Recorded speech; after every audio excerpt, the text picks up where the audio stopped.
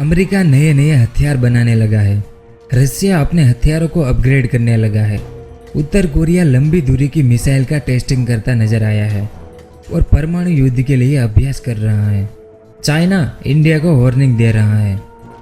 तो ये एक बहुत बड़ी लिस्ट बनेगी कि दुनिया में युद्ध के लिए क्या क्या हो रहा है। तो इससे साबित ये होता है कि एक और युद्ध होने वाला है, वरना इतनी तैयारी किसके लिए।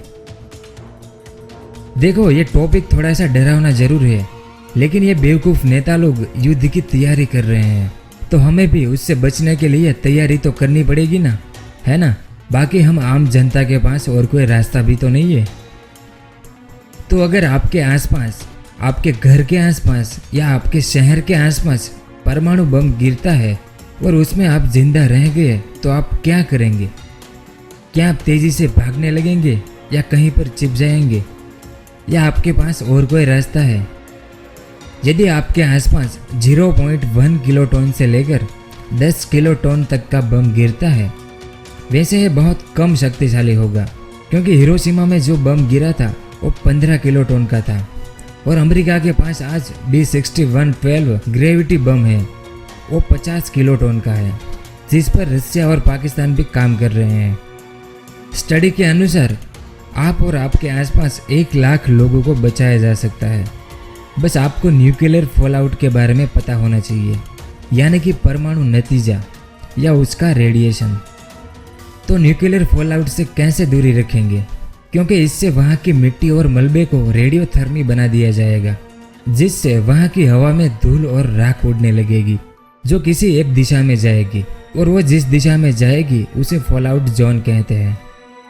एग्जाम्पल के तौर पर अगर यह हादसा न्यूयॉर्क शहर में होता है, तो रेडिएशन वाली हवा पूर्व दिशा की ओर जाएगी, क्योंकि न्यूयॉर्क शहर का फॉलआउट जोन पूर्व दिशा है।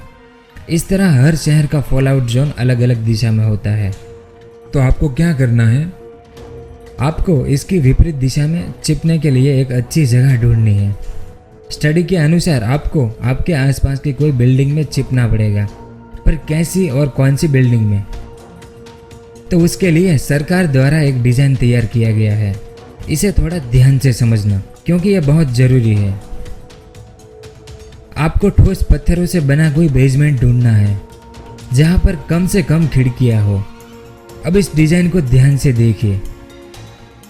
अगर आपके आसपास में स्टोरी 5 यानी कि ऐसी कोई बिल्डिंग है, तो आपको इसके सब बेसमेंट में जाना चाहिए, क्योंकि यहाँ पर 1% से भी कम रेडिएशन आएगा, तो यहाँ पर आप सुरक्षित रह सकते हैं।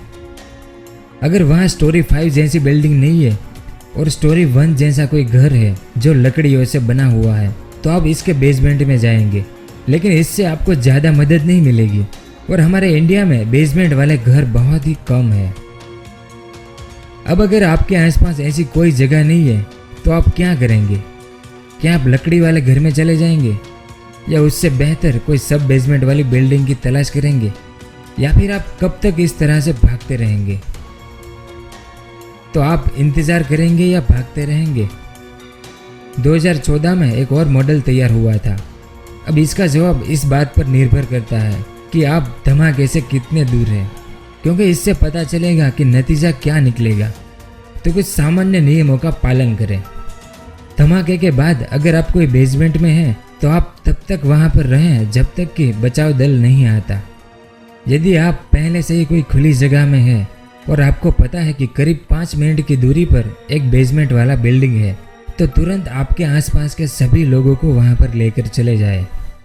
लेकिन बेसमेंट वाली बिल्डिंग अगर 15 मिनट की दूरी पर है, तो आप लकड़ी वाले घर में चले जाएं, यानी कि यहाँ पर, और कुछ देर यहाँ रुककर निकल जाए और इस बेसमेंट वाली बिल्डिंग में चले जाएं। लेकिन याद रहे, इतना रास्ता काटना आपके लिए बहुत बड़ी चुनौती होगी। अब इसके बाद आपके मन में एक सवाल उठा होगा कि अगर मैं ऐसी खुली जगह पर खड़ा हूँ जहाँ आसपास में कोई घर या बिल्डिंग नहीं है, तो मैं क्या करूँ?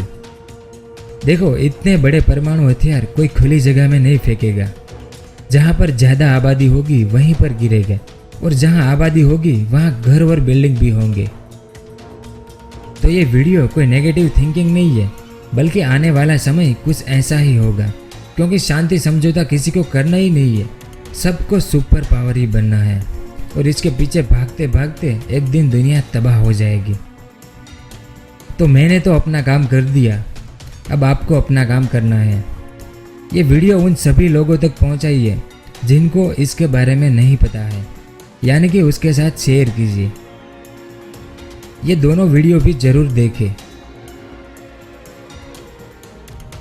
वीडियो कैसा लगा नीचे कमेंट करके ज़रूर बताएं। और अगर आपको इस तरह के वीडियो पसंद है तो इस चैनल को सब्सक्राइब कीजिए और मज़ा लीजिए। वीडियो देखने के लिए बहुत बहुत धन्यवाद। जय हिंद।